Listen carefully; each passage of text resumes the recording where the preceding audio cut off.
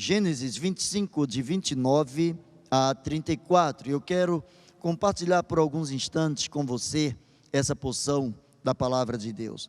Diz assim, e Jacó cozera um guisado, e veio Esaú do campo, e estava ele cansado. E disse Esaú a Jacó: dá-me, peço-te, comer desse guisado vermelho, porque eu estou cansado. Por isso se chamou o seu nome Edom. Então disse Jacó: vende-me hoje a tua primogenitura. E disse Esaú: eis que estou a ponto de morrer, e para que me servirá logo a primogenitura? Então disse Jacó: jura-me hoje. E ele jurou-lhe, e vendeu a sua primogenitura a Jacó. E Jacó deu pão a Esaú, e o guisado das lentilhas, e ele comeu, e bebeu, e levantou-se, e foi-se. Assim desprezou Esaú a sua primogenitura. Eu quero orar com você. Pai bendito, na autoridade do nome de Jesus, dá-nos entendimento e aplique a tua palavra aos nossos corações. Queremos te agradecer pela liberdade que temos de ler a tua palavra, mas pedimos, ó Deus, que o teu Espírito, que tem toda a liberdade sobre nossas vidas e sobre a vida de qualquer pessoa, Senhor, que Ele mesmo aplique aos nossos corações a tua vontade nesta noite, pois assim oramos, em nome de Jesus, amém. Eu quero pensar com você sobre: não despreze o seu direito de filho. Não despreze o seu direito de filho. Quando desprezamos o direito de filhos, naturalmente nós vamos conviver com algumas consequências. Eu quero partir do ponto que você que está me ouvindo, você que está me assistindo, você que está acompanhando na palavra de Deus, eu quero crer que você já conhece essa passagem bíblica. A palavra do Senhor diz que esses dois irmãos, esses gêmeos, eles viviam o tempo todo em conflito. Não era uma convivência harmoniosa, começando porque o seu pai destacava o seu amor para com Esaú, a sua mãe destacava o seu amor para com Jacó. Isso criava entre eles algo que trazia um desconforto para eles. Eles não tinham um relacionamento da melhor maneira possível. Eles não tinham um relacionamento de irmãos como deveriam ter. E por conta disso, existia uma inveja no convívio deles. Existia por parte de Jacó uma inveja sobre a vida de Esaú, dado que Esaú, por ser declarado o primogênito ou o filho mais velho, ele tinha direito a uma porção dobrada na herança do seu pai. Ele tinha destaque, e no caso de falecimento do seu pai, era ele que hierarquicamente respondia agora pela sua família. E a palavra do Senhor diz que Jacó cozera um guisado, e veio Esaú do campo e estava cansado. A primeira lição que eu tiro desta passagem que nós estamos tomando por base, é que quando estamos cansados, não é hora de decidirmos. Quando estamos cansados, é hora de descansar.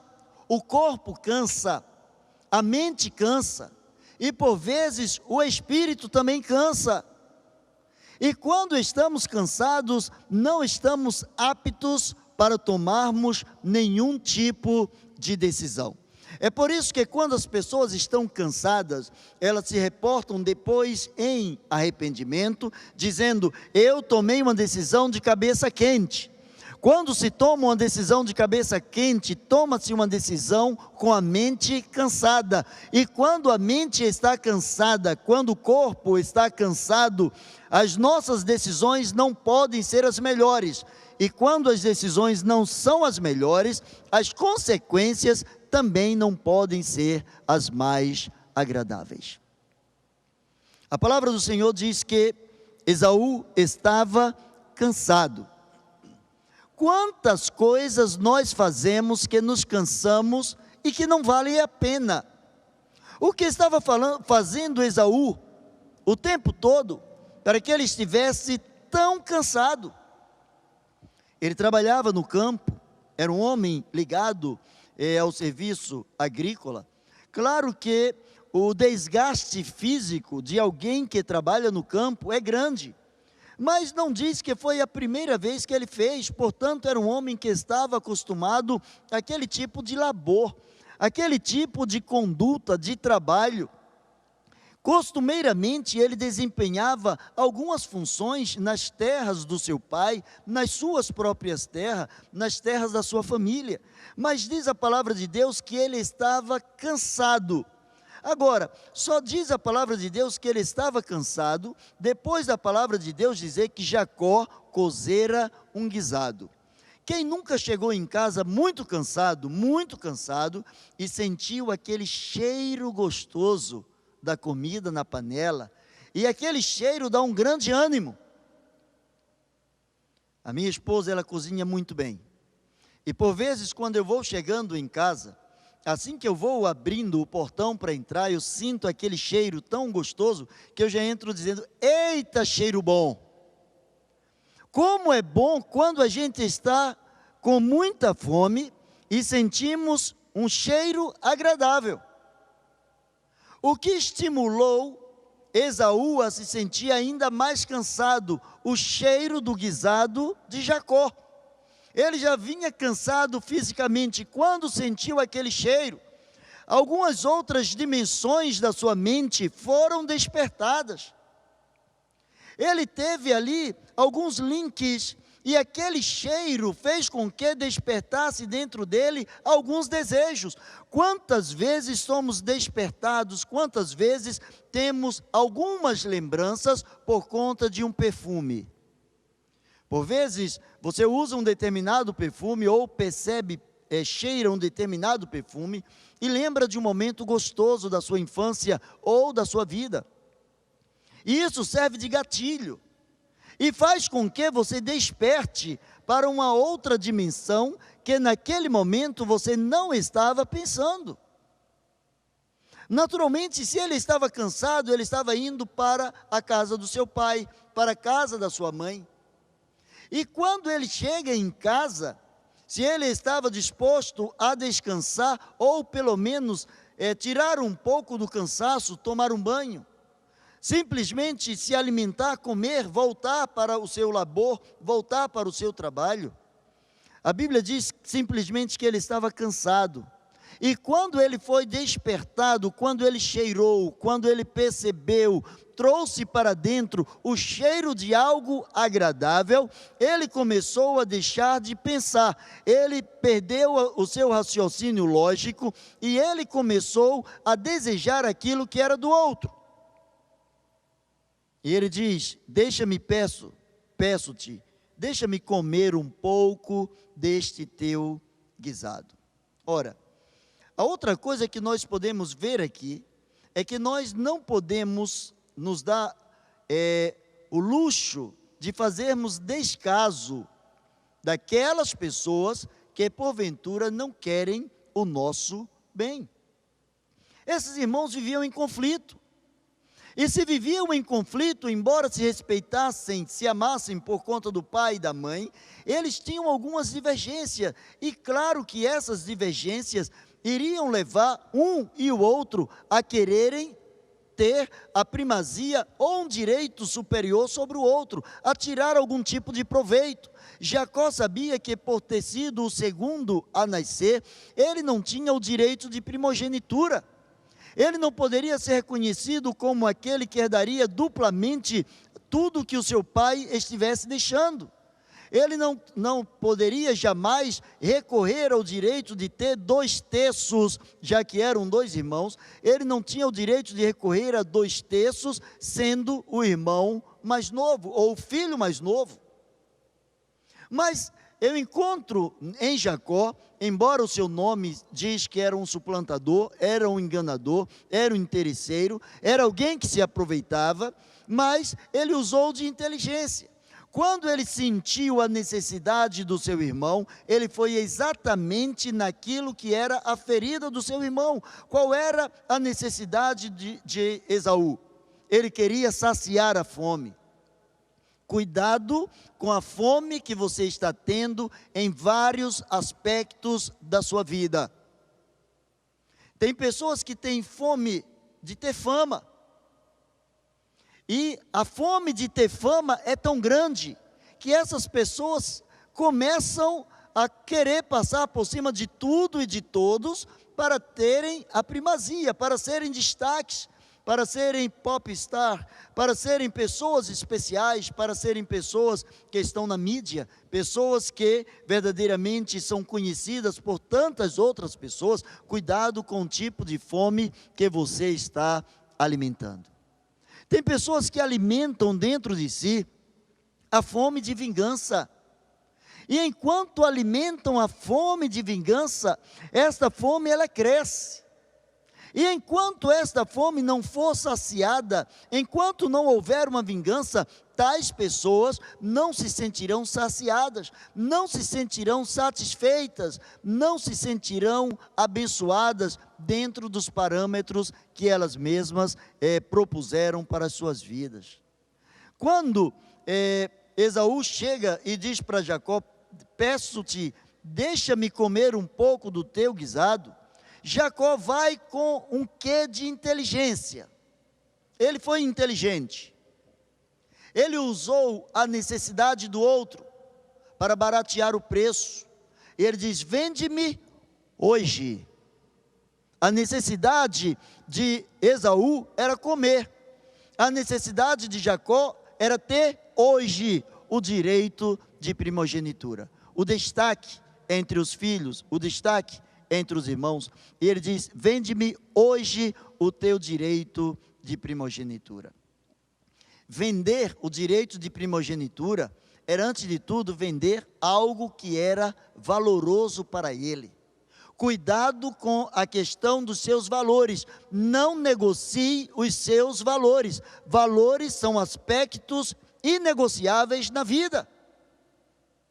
Valores nos dão parâmetros para fazermos uma sociedade diferente, para levarmos os nossos familiares, a nossa família, a patamares melhores, a situações mais agradáveis, a fazer de nós pessoas diferenciadas em meio a uma sociedade corrompida. Valores não se negociam. Existem valores morais, existem valores espirituais, existem valores físicos. Geralmente as pessoas se voltam muito para os valores físicos.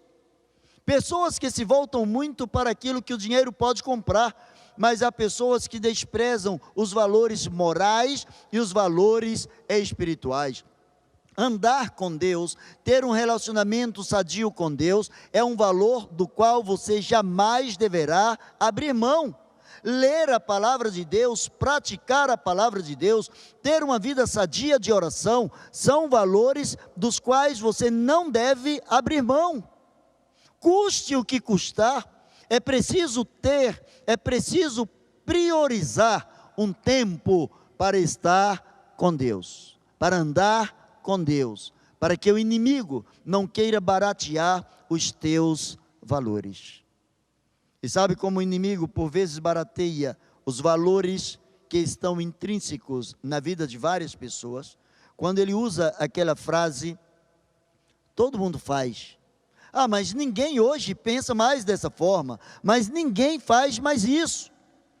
Quando você passa a se comparar com todas as outras pessoas, quando ninguém passa a ser o seu nome, quando todo mundo passa a ser o seu nome, você negociou algo particular, algo de valor inesgotável, inestimável, você negociou os seus valores.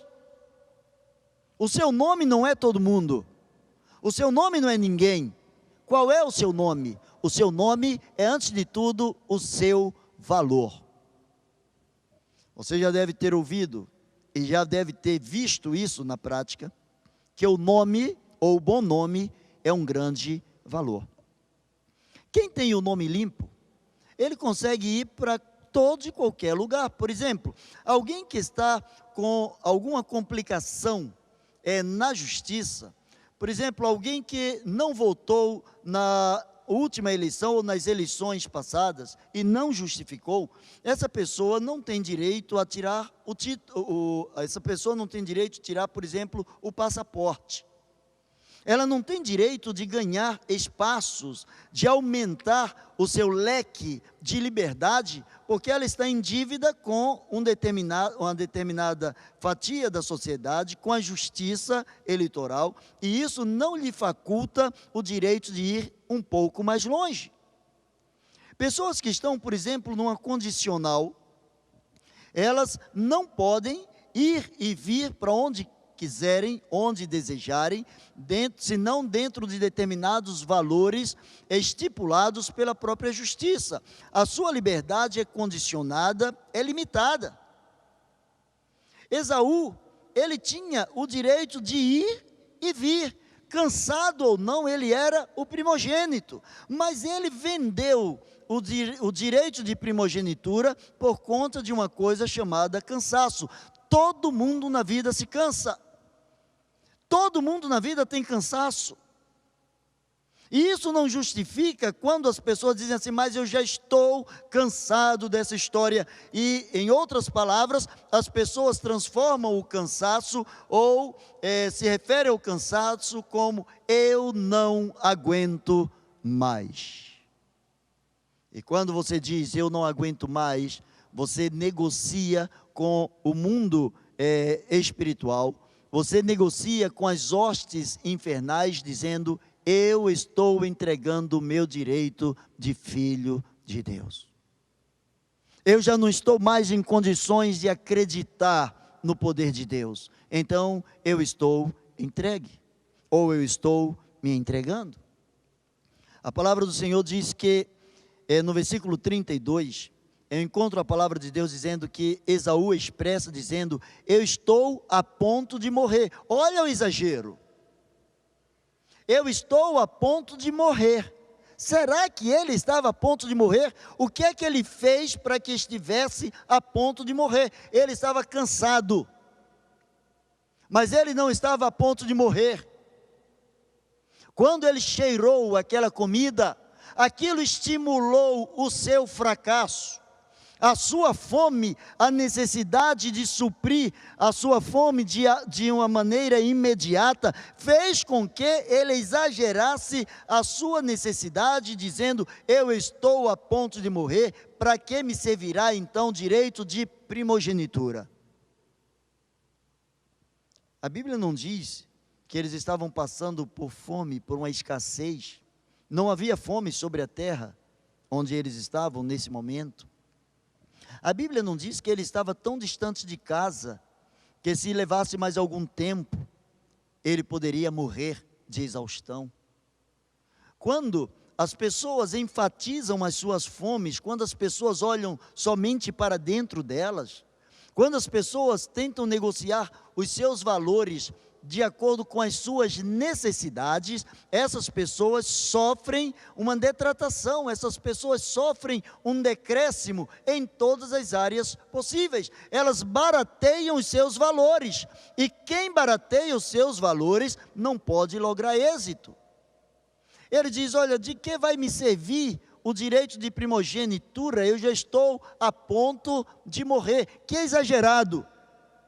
Ele não estava a ponto de morrer, ele estava com preguiça de pensar, ele estava com preguiça de reagir, ele estava desanimado por conta do cansaço, motivado por conta da fome, se vislumbrou diante da oferta do seu irmão, e ele simplesmente desprezou o que diferenciava a sua vida da vida do seu irmão. Toda palavra, ela tem poder. Se você quer valorizar o seu poder de filho de Deus, observe bem o poder das suas palavras. Observe como você articula ou como você expõe as palavras para que você esteja expressando os seus sentimentos. Ora, se Esaú disse, eu já estou perto de morrer, Isso motivou Jacó. Se você já está perto de morrer, eu estou perto de ser o primogênito. Se você morrer, eu já serei o primogênito, eu já assumirei o seu lugar. Se você morrer, vai ser uma bênção na minha vida. Tudo que eu quero é que você morra, porque dentro de mim, o que me faz sentir inferior a você, é que você tem o direito dobrado de herança, diante do meu pai, diante da minha mãe, diante da família, e o pior, você tem direito de herança dobrado sobre a minha vida. Eu vejo aqui em Jacó um complexo de inferioridade, e usando de artimanha, de esperteza, usando de uma situação de fraqueza do seu irmão, aproveitou o momento de fraqueza do seu irmão. Nunca diga para você que você não aguenta mais, nunca diga isso, porque você é exatamente aquilo que você pensa. Salomão, ele diz, tal como o homem pensa no seu coração, assim ele é, assim ele procede. Se você diz, eu não aguento mais, você começa a sentir um fracasso, um cansaço, um desânimo ímpar, e como consequência você vai entregar os pontos, você vai entregar o seu direito de primogenitura, você vai entregar o seu direito de ser chamado filho de Deus, e como filho de Deus, Deus como Pai tem coisas ainda maiores em todas as esferas para aqueles que confiam única e exclusivamente no seu poder. As palavras têm poder. Jacó olha para Esaú e diz, já que você está prestes a morrer, já que a minha comida já está matando a sua fome, através do cheiro, através do olfato, você está sendo já atingido, eu quero também atingir os meus objetivos, então eu quero que você libere uma palavra, apenas uma palavra, jura-me hoje que o teu direito de primogenitura é meu. Basta que você diga sim, basta uma palavra. Olha o poder que tem a palavra. A palavra, ela constitui parte integrante do nosso eu.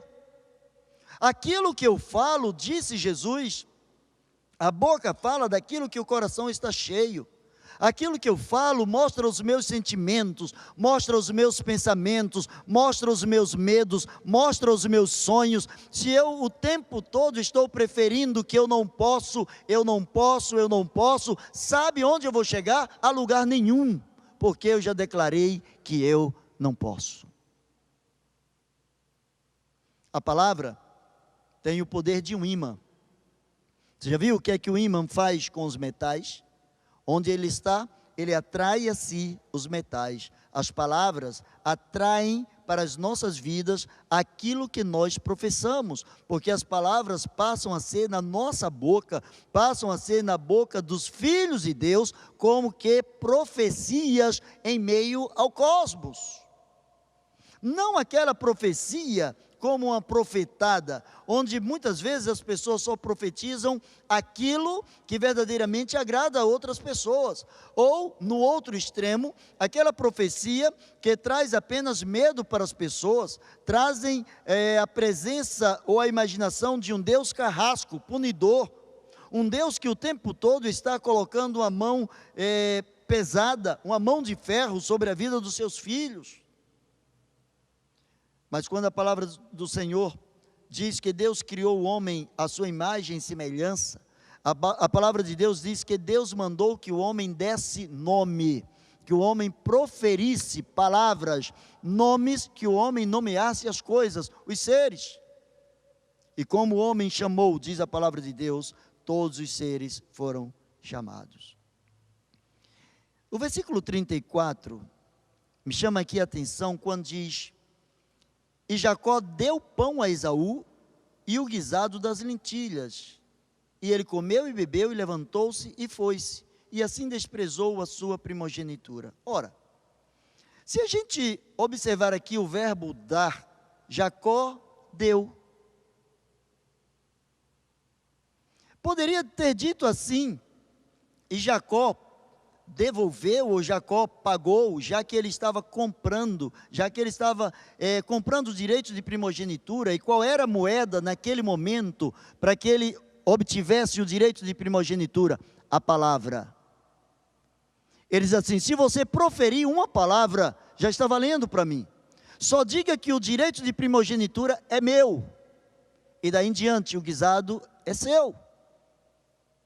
E veja o que acontece. A Bíblia diz,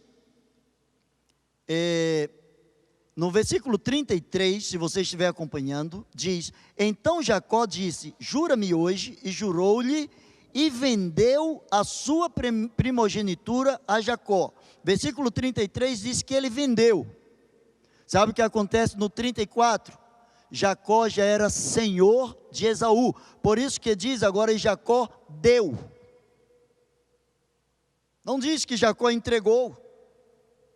Jacó agora tinha o direito de primogenitura, ele deu. Sabe o que significa? Que quem não se valoriza é digno de dó, é digno de pena. Ele não valorizou a sua primogenitura, Jacó agora estava dando, Jacó agora era senhor sobre a vida de Esaú. Jacó estava agora simplesmente oferecendo para ele o guisado de lentilhas, dando-lhe o pão, porque agora ele queria dar. E olha que o seu nome até então significava enganador, suplantador, aproveitador, cambalacheiro. Só que agora esse suplantador, esse cambalacheiro, esse enganador, agora era senhor de quem não valorizou, de quem não expressou a exata moeda com os seus valores. Ele fez uma pechincha. Esaú vendeu no final da feira a sua primogenitura, o direito de primogenitura. Você já viu como acontece na feira? Você vai na feira, 6 da manhã, o preço está lá em cima. Você vai meio-dia, o preço já caiu. Se você chegar no final da tarde, você já leva praticamente o dobro, dependendo do que seja, o dobro pelo preço do que era pela manhã. É final de feira, é pechincha. Esaú disse: eu já estou morrendo. Se eu estou morrendo, está acabando a minha vida. Se está acabando a minha vida, então eu só quero que você fale uma palavra, já que está falando, acabando a sua vida. Diga que o seu direito de primogenitura é meu, é seu, está fechado. Agora diz a palavra de Deus que Jacó doou. Agora é algo volitivo. Agora Jacó entrega pão e água, porque Esaú não soube valorizar-se. Mas eu quero concluir. Ainda no versículo 34, eu encontro o maior desfecho para aquele que não sabe valorizar o seu direito de filho. Talvez você reclame o tempo todo do seu pai e da sua mãe. Talvez você diga o tempo todo que seu pai é chato, que sua mãe é chata. Talvez o seu pai e sua mãe não consigam entender o seu modo de pensar, assim como seus amigos na sua faixa etária também conhecem e entendem você. Claro, eles vivem as mesmas coisas que você vive, têm as mesmas necessidades. Eles acham que também já estão morrendo de vontade de fazer alguma coisa que ainda não fizeram, morrendo de vontade de ser o que ainda não foram. E sabe o que geralmente acontece? Quando o pai, quando a mãe são desprezados, o desprezo cai sobre a vida do filho que não valoriza. A palavra do Senhor diz que o primeiro mandamento com promessa é: honra a teu pai e a tua mãe, para que se prolonguem os teus dias de vida na terra que o Senhor teu Deus te dá. De acordo com o coaching, sabe qual é o topo do sucesso em qualquer área da vida? É a espiritualidade. É a espiritualidade. Hoje, homens e mulheres, cientistas, pesquisadores, pessoas que se aprofundam nos relacionamentos humanos, que estudam a mente humana, que se preparam para ajudar mentes humanas, eles dizem que o topo do sucesso é a espiritualidade. E quando que minha espiritualidade está no topo? Quando eu me vejo como filho de Deus. Quando eu valorizo a Deus como meu Pai, quando a vontade dEle é soberana sobre a minha vida, aí sim, eu estou no topo do sucesso. Eu estou no topo do sucesso quando a vontade de Deus é exercida sobre a minha vida. E o maior exemplo disso é o Senhor Jesus Cristo. A Bíblia diz que por conta de ser obediente até a morte e morte de cruz, Deus lhe deu um nome que é sobre todo o nome, para que ao nome de Jesus se dobre todos os joelhos dos que estão nos céus, na terra e debaixo da terra. E mais, que toda língua confesse que Jesus Cristo é o Senhor, para a glória de Deus, o Pai. Eu quero caminhar para o final. O grande desfecho que eu vejo no versículo de número 34, é o que aconteceu exatamente a Esaú. A Bíblia diz, e Jacó deu pão a Esaú e o guisado de lentilhas, e ele comeu e bebeu. Agora vê o que acontece, levantou-se e foi-se. Ele levantou-se e foi-se, ou seja, ele se sentiu revigorado pela comida, matou a sua fome, tá, ótimo, está satisfeito, feliz da vida, comeu, estava com a barriga cheia. Agora o verbo ir diz assim, e ele foi-se.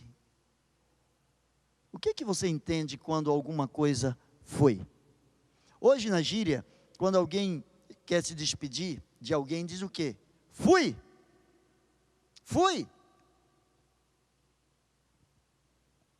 Simplesmente, ele foi, para nunca mais voltar ao seu direito de primogenitura. Ele cavou a sua sepultura. Quando ele se levantou e foi, qual foi a direção que ele tomou? A Bíblia não diz. Não diz se ele foi para a sua casa, não diz se ele voltou para o trabalho, diz que ele foi-se. E quando ele diz que ele foi-se, diz, e assim desprezou a sua primogenitura. Sabe para onde ele andou? Ele andou exatamente para o caminho do desprezo. Ele andou agora simplesmente para ter a plena convicção de que ele agora estava vivo, não estava com fome, mas havia dado a sua palavra e ele já não tinha mais o direito de primogenitura. Já não tinha mais o direito que antes o diferenciava do seu irmão. Ele desprezou, levantou-se para desprezar o que tinha. É preciso que você se levante, mas não para desprezar o que você tem. É preciso que você se levante, mas para agradecer ao Senhor o que você tem, agradecer a Deus quem você é. E eu quero orar por você. Eu quero orar juntamente com você. Eu quero pedir ao Senhor que coloque dentro do seu coração alegria de poder valorizar o seu direito de filho. Você é filho de Deus. Não deixe que o inimigo diga para você menos do que isso. Você é filho de Deus. A palavra do Senhor diz que você foi lavado no sangue do Cordeiro no dia que você o declarou como Senhor e Salvador. A palavra de Deus diz que foi pago um alto preço pela sua vida. A palavra de Deus diz que em Cristo você é co-herdeiro com Cristo do reino celestial, daquilo que o Pai preparou desde a fundação do mundo. Não deixe que o inimigo diga menos para você. Não venda o seu direito, não venda a sua fé, não venda a sua possibilidade de ver diferentes coisas acontecerem na sua vida, na sua experiência. Se entregue por completo, descanse no Senhor. Eu quero orar por você. Baixe a sua cabeça. Fale com Deus aí onde você está. Amado Deus e eterno Pai, nós louvamos o Teu nome. Nós te agradecemos, Senhor, pelo Teu poder e pela Tua santidade. Te agradecemos, Senhor, porque Tu tens levantado homens e mulheres, não para desprezarmos o que temos e o que somos, mas para Te agradecermos por aqueles que Tu tornastes, ó Deus, em nossas vidas. Que Tu fizestes, ó Deus, com que pudéssemos alcançar, para que, Senhor, através do poder da Tua graça, o Teu nome seja glorificado. Dá-nos cada vez mais a ciência, a convicção de que como filhos Teus, nós não queremos, nós não almejamos desprezar o nosso direito de filho. Recebe nossa gratidão, recebe nosso louvor, Senhor. Sei com esses, ó Deus, que neste momento estão falando contigo, Senhor. Se alguém que está desesperado, alguém que está desenganado, alguém que está, ó Deus, foragido, alguém que está, ó Deus, perturbado pelas hostes infernais, alguém, Senhor, que está sendo perseguido pelos seres espirituais malignos, pessoas, ó Deus, que estão sendo prejudicadas, pessoas que estão sendo perseguidas, em nome de Jesus. Mostra-lhes, ó Deus, o direito que essas pessoas têm em terem sido feitas filhas de Deus. Por isso nós te agradecemos, nós te louvamos, em nome de Jesus. Amém e amém. Deus te abençoe. Pessoal, queria que você se inscrevesse no nosso canal @CIB Duque de Caxias aqui no YouTube, e que você pudesse curtir os vídeos. Toda vez que você curte o nosso vídeo ou você compartilha o vídeo, o YouTube entende que as pessoas estão gostando do conteúdo, então ele vai começar a sugerir que as pessoas assistam esse conteúdo. Quando você compartilha esse vídeo, compartilha esse link, curte a página, se inscreve no canal, você está evangelizando, porque é uma forma desse vídeo chegar em outras pessoas. Nós temos tido muitos testemunhos sobre isso. Então, queria incentivar você a se inscrever no canal aqui embaixo rapidinho e curtir o vídeo. Deus abençoe você.